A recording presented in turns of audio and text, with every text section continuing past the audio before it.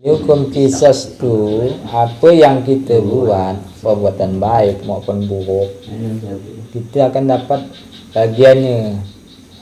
Sesuatu kita berbuat yang buruk di dunia pun kita dapat. Kita jahati orang, nanti kita dijahati orang. Sama dah. Perbuatan baik tadi. Tapi memang nyata tu, bukan sekedar bahasa dah pernah dialami semua dah. Makanya makin silanya sering diberi Allah bukti dengan apa pekerjaan kita tu, insya-Allah menambah keyakinan kita semakin mantap. Tapi benar apa adanya kita kerjakan datangnya dari Allah, kayak itu kebenaran rasanya kan akan nyaman. Ketika kita ngerjakan merasa kita benar, perasaan tu tetap ada lain dia. Kalau dia salah tu walaupun kita benar, tak ada nyanggah di dalam. Nah, itu kan saingan itu kepada batin lagi. InsyaAllah sama-sama sharing sama kawan-kawan. Inilah kita yang ciptakan surga neraka yang sebenarnya tu. Benar kata Allah, tergantung pilihan ke masing-masing. Karena kita ni bahasanya surganya di akhirat tu belum kita tahu apa sih rasanya. Cuma kita tahu tu kenikmatan dan tidak tahu bentuknya apa modelnya. Tapi saya kaji itu di rumah tangga. Surganya berarti seperti ini, ketenangan jiwa dalam rumah tangga. Kita bisa membimbing istri dalam kebenaran, semua tidak ada sisi paham. Walaupun bahasanya makan cuma lok pucuk ubi, tapi ketenangan jiwa itu dapat. Tapi nyaman untuk dia.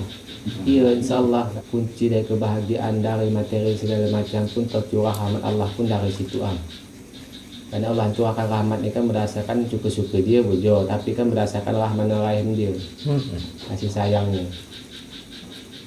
Kita bisa menciptakan sifat kasih sayang pertama sekali di rumah tangga itu, insyaAllah. Ya, kan sesuai yang apa yang dikatakan Rasulullah itu. Al-baiti jannati, rumahku adalah surgaku. Sementara kita tahu dalam sejarah atau riwayat bahwa rumah Rasulullah itu seperti apa. Jadi surga ya tak? Yang dikisahkan dalam sejarah-sejarah itu, dia sholat ya mentok ke kaki istrinya. Sehingga kalau dia mau sujud, pindahkan lo kaki. Tapi dia bisa mengatakan bahwa rumahku adalah surga. Dia tidak dapat ketenangan jiwa tadi itu baik. Karena ketenangan lah intinya. Karena yang mendapat petunjuk dan bimbingan Allah pun kan jiwa-jiwa yang tenang tadi. Iya, itu intinya bujo. Nah, ya ayat Tuhan nafsul mutmainnah, hai jiwa-jiwa yang tenang kan. Irji'i ila rabbiki radiyatan mardiyah, kembalilah kepadaku dalam ridho dan diridhoi. Nah, berarti di dalam ketenangan itulah mendatangkan keridhaan Allah tadi. Macam perumpamaan apa akhirat itu sama dengan dunia, seperti dunia. Tapi dunia tidak sama seperti akhirat. Nah, jadi kurang lebih perumpamaan ini. Nyata tu perumpamaan itu. Kalau kita mau melihat gambaran akhirat kita, lihatlah di dunia ini. Macam mana? Nah, iya. Kalau hari-hari kita itu dalam keadaan tenang, dalam keadaan apa? Tidak banyak bahagialah pastilah. Kebincangan, tidak banyak selisih paham. Kalaupun ada selisih paham, tapi jiwa kita itu tetap tenang, tetap stabil. Itulah gambaran akhirat kita tadi. Iya. Nah, tapi kalau dunia kita ini sabak gelisah, sabak apalah kasak kusuk, menyenam. Akhirat menyenam macamnya. Badan kita bisa dibersihkan dengan mandi. Jiwa kita ini mau dibersihkan dengan apa? Nah, kalaulah kita mau benar-benar sampai kepada ketenangan yang dimaukan Allah itu, ya kita sesuaikan. Nah, berarti kita mengingat Allah ini betul-betul hanya mengingat Allah, hanya mencari keridhaan Allah tadi, bukan karena sesuatu, bukan karena adanya iming-iming tadi. Janji Allah tuh pasti. Tidak ada yang istilahnya benar enggak ada. Janji Allah itu pasti. Lain dengan manusia. Kita pun bisa ngumpul gini, ya, enggak Allah. Sekarang kalau lah kita mau, hati kita mau ngumpul, tapi badan kita sakit, enggak kesampaian kan? Nanti ya. Nah ini kan nikmatnya, kita mensyukur nikmat sehat tadi. Jangan alhamdulillah ya Allah, aku dah baik sehat. Kau dah baik sehat tu mau buat apa? Nikmat sehat ini cara mensyukurnya gimana? Pergunakanlah dengan perbuatan-perbuatan yang baik. Nah, salah satu contohnya kita silaturahmi, saling mengingatkan, membacakan ayat-ayat Allah itu tadi. Itu cara mensyukurnya. Cara mensyukur nikmat harta, berupa harta dengan apa? Yang alhamdulillah ya Allah, kau dah beri aku rezeki banyak. Iya itu pun perlu, tapi yang lebih tepat itu keluarkanlah. Nah,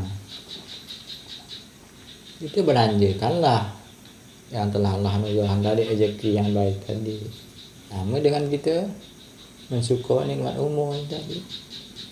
Kita masih hidup, kita pergunakan untuk apa waktu hidup ini? Tidak akan aku ciptakan kata Allah jin dan manusia melainkan hanya untuk beribadah kepada-Ku.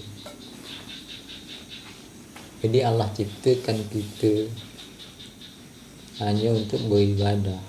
Makanya setiap apapun perbuatan kita niatkan ibadah. Nah, tapi garisnya tetap ya. Jalurnya tetap. Jalurnya kebenaran. Ya, kita mau pergi curi niat ibadah. Balik ayat tidak bergerak di betul ya. Ayat nyanggin keluaran tak bergerak di sejarah pun yang atas izin Allah. Benar Allah mengizinkan. Tapi tidak ada keridhaan. Diberi bahasanya dengan istidrak.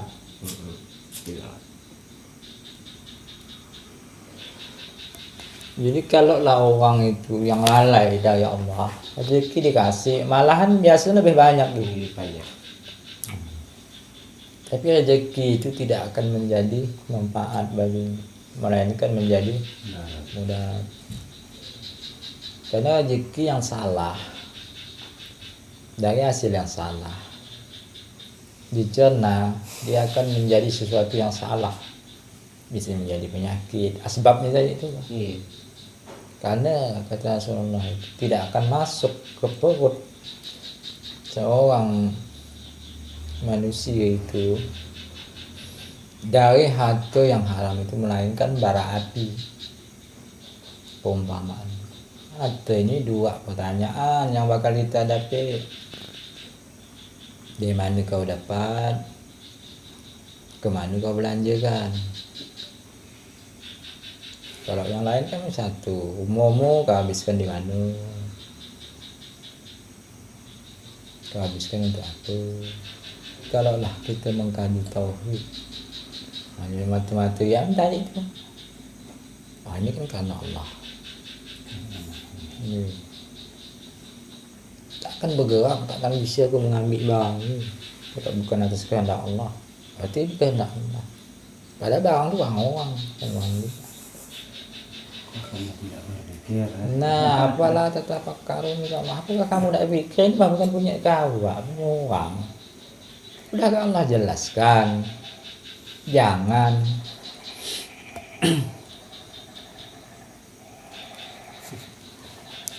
tinggi tauhid wahid. Salah satu ya. Tinggian beliau ini. Alhamdulillah, dia masih dikasih Allah untuk bisa membedakan yang mana baik dan mana yang benar. Alhamdulillah. Saya doa Allahumma arinal haqqa haqqan wa ittiba'ah wa arinal batila batilan wa ijtinabah. Doa. Tunjukkanlah yang hak itu adalah hak dan yang batil agar kami dapat mengikutinya. Tunjukkanlah yang batil itu adalah batil agar kami dapat menjauhinya.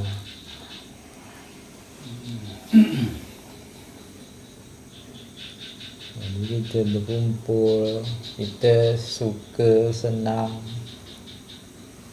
di jalan ini. Inilah jalan yang Allah tentukan untuk kita. Untuk orang lain mungkin lain jalan ini. Ada yang jalan dia dengan belajar di pesantren, ada dengan jalan dia menghafal Al-Quran, ada jalan dengan menghafal hadis, ada jalan dengan memperbanyak puasa sunat, sholat sunat. Karena kalau kita mau gabung semuanya, kebalikan lagi bah, apalah tetap karun. Nah, coba kita kilas balik kepada peristiwa Rasulullah, karena panutan gitu Rasulullah. Allah turunkan ilmu ini atau Al-Quran itu kepada Rasulullah itu apakah langsung 30 juz doang tuh? Sedikit nih. Tidak kan, sesuai dengan keperluan keadaan Rasulullah pada waktu itu. Keperluan Rasulullah atau apa yang dihadapi masa ini, turun ayat ini. Berarti kan memang pelan-pelan proses kan.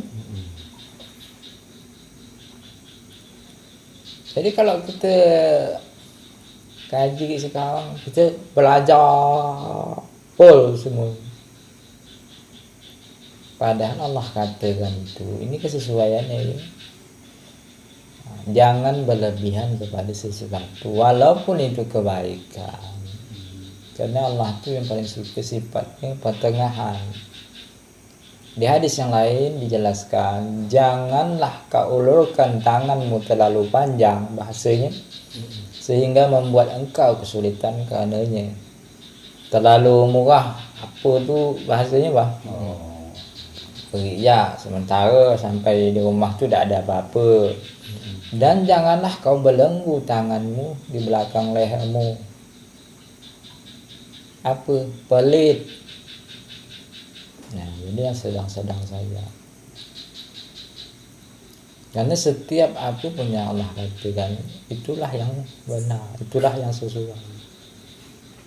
Kalau Allah katakan yang baik itu yang pertengahan, itu yang baik, pertengahan itu. Kadang-kadang kita suka mengadu orang yang selamat di akhir zaman itu.